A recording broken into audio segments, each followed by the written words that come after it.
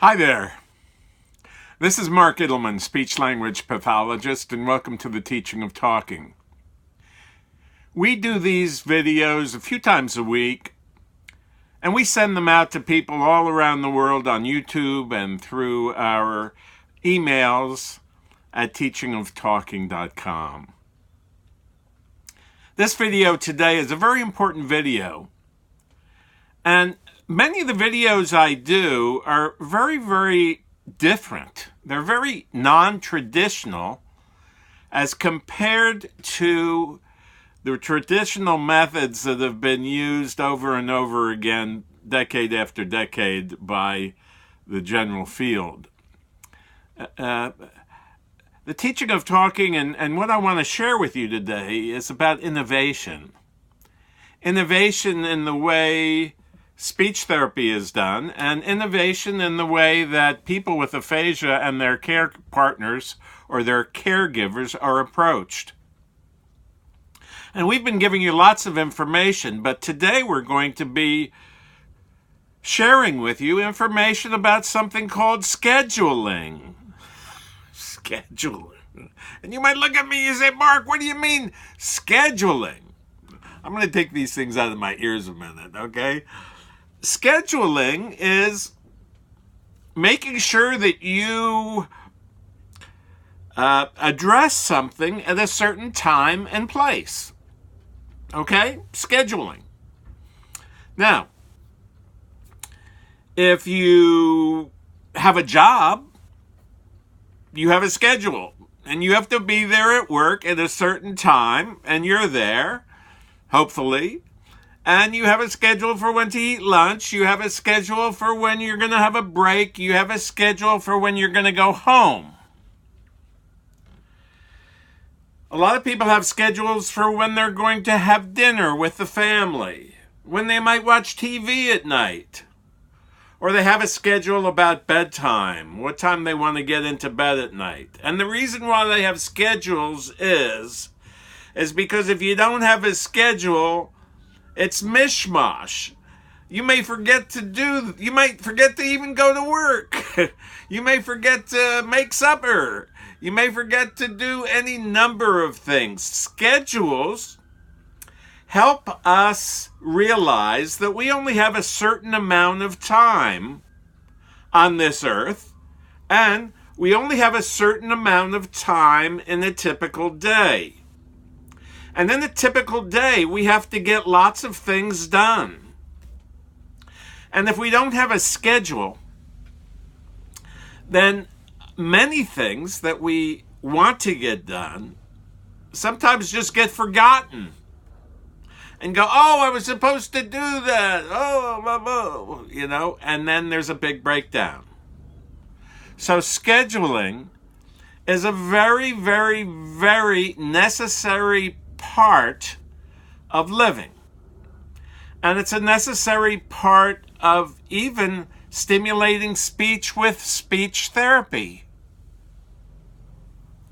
Because, we have all kinds of things we have to address. Gosh, we have to get up in the morning, got to make the coffee, we got to get everything ready for the day. Maybe if there are kids in the house, we have to get them ready. We have to pack their lunch or give them money for, have to take them to school. We have to go, but then we have to go to work. Then we have to do this. Then we have to come home, and then we have to go make lunch or dinner. It's a lot of things have to be done. Most of us have a lot of responsibilities. Now, if we don't schedule many of those responsibilities, they're like out of our minds. What do they say? If it's not written down on paper, it could just disappear into the universe. But scheduling is a very important part of living. It's an important part that helps us get to work. It helps us know when it's time to come home. And it just, even some of our favorite TV shows. We know certain TV shows are on Tuesday night at 9 o'clock or at 8 o'clock. The TV shows have a schedule. And a lot of times we plan our time around that schedule. We plan our time around going to work. We plan our time about being with our family because maybe Monday through Friday we have to be at work.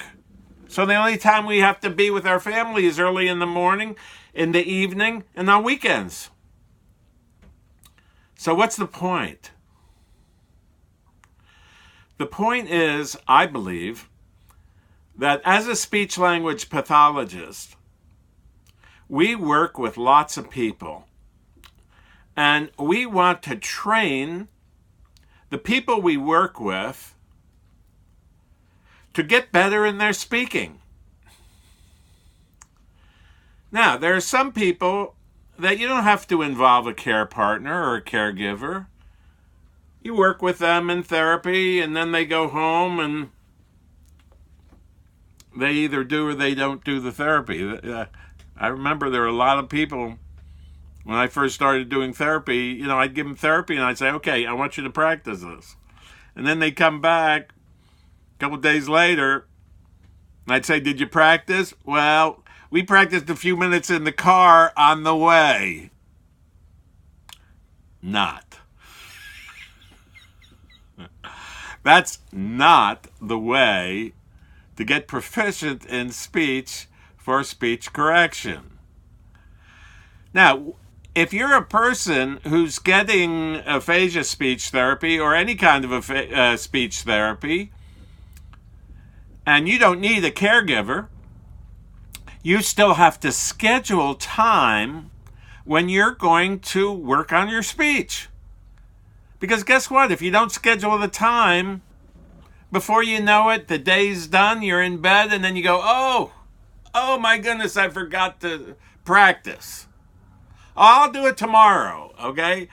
So maybe they take out their iPhone and maybe for another half hour or an hour they're checking their Facebook and they're checking YouTube and they're checking their email.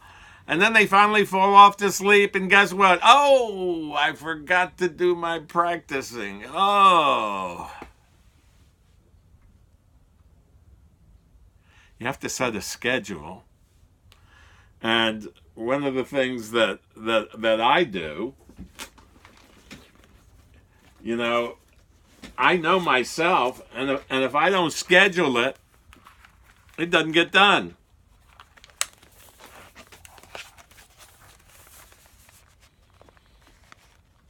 So I keep an appointment book.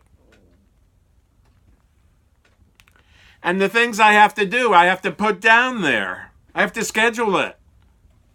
I have to schedule it so that I do it. If I don't schedule it, guess what? It doesn't get done. And I can't tell you how many times. I used to, when I was working at the hospital early on, until I got smart, and I'd be working with couples and things like that, and I'd say, how much did you work on your speech in the last couple of days? Well, we had company. Oh, and I didn't feel good. And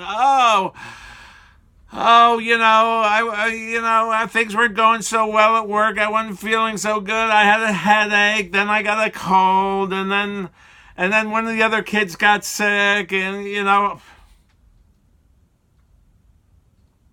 and it wasn't done.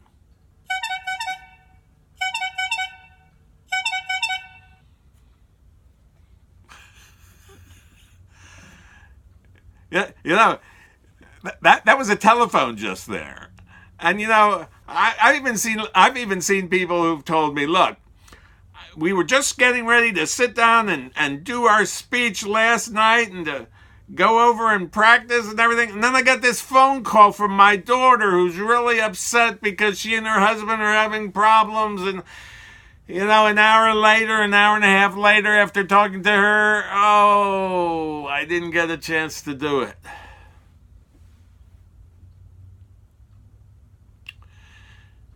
It may have been scheduled, but when you schedule something and it's really, really important, you got to turn the phone off. You got to turn the phone off. You got to get rid of the distractions. because there are millions of them.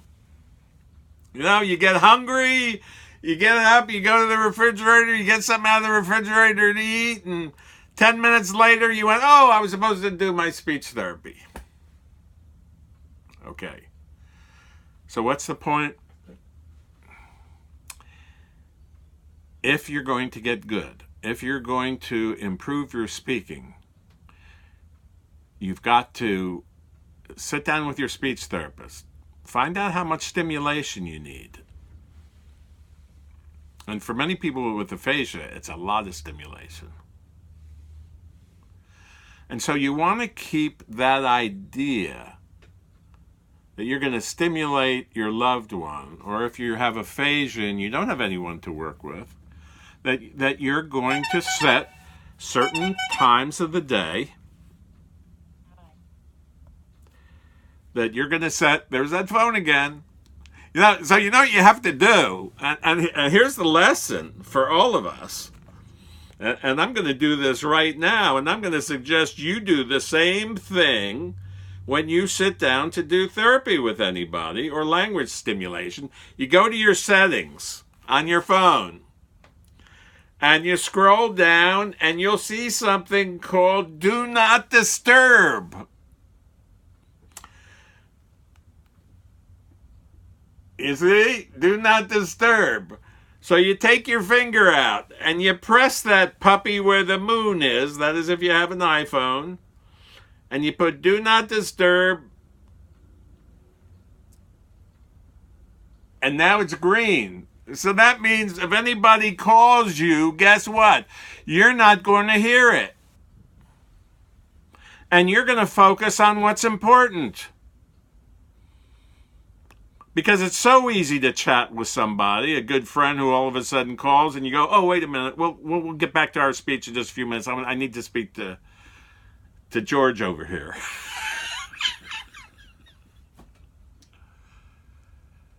So here's the point. You got to schedule the stimulation that you're going to do with your loved one.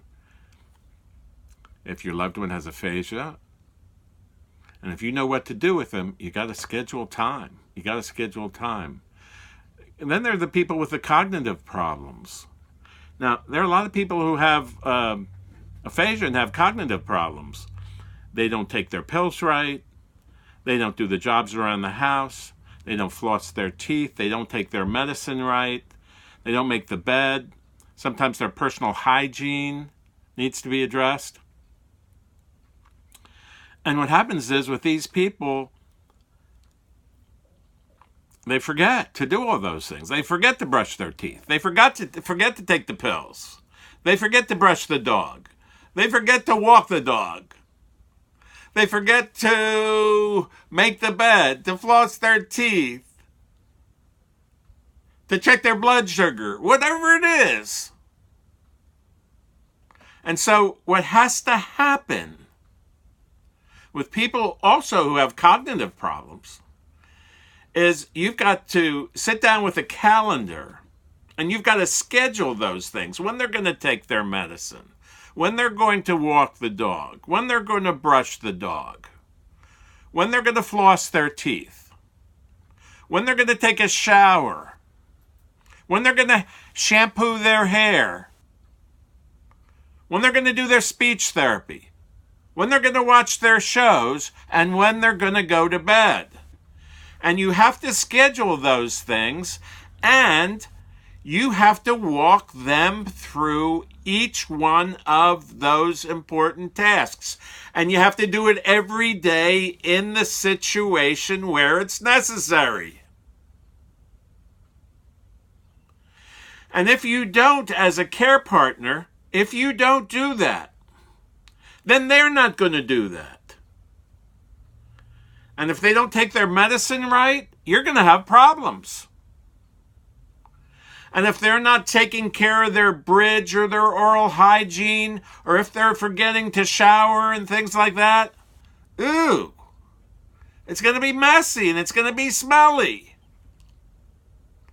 So the care partner, no matter how many responsibilities you have, you've got to help that person with aphasia or help that person with a cognitive difficulty, you have to walk them through each one of those tasks at a certain time every day to get them back into the pattern and the habits of doing those normal everyday activities.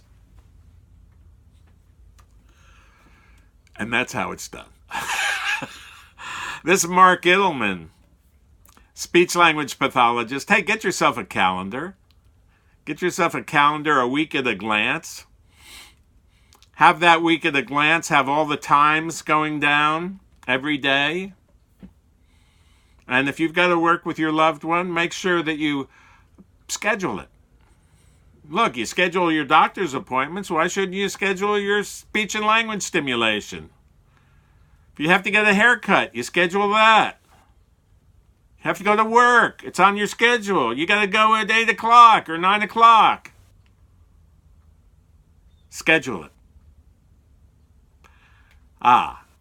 So I hope you've enjoyed this little tirade today. And down below the video is some information about it. And there's a little link down there, and it says teachingoftalking.com. Click on that. It'll take you to our website. Sign up to get our videos and sign up to get our blogs. And then there's a questionnaire under that. Sign up for that too, in case you want to be personally mentored by me to help your loved one accomplish the things that are necessary, like talking, like making sure that they're taking their medicine correctly, or that they're doing the kinds of things for their personal hygiene. Because a lot of times people who've had brain injury, they forget some stuff. You don't want them to do that. Okay, this is Mark Ittleman, speech-language pathologist. I'm looking forward to seeing you again soon. And have a great day, okay? Bye-bye now.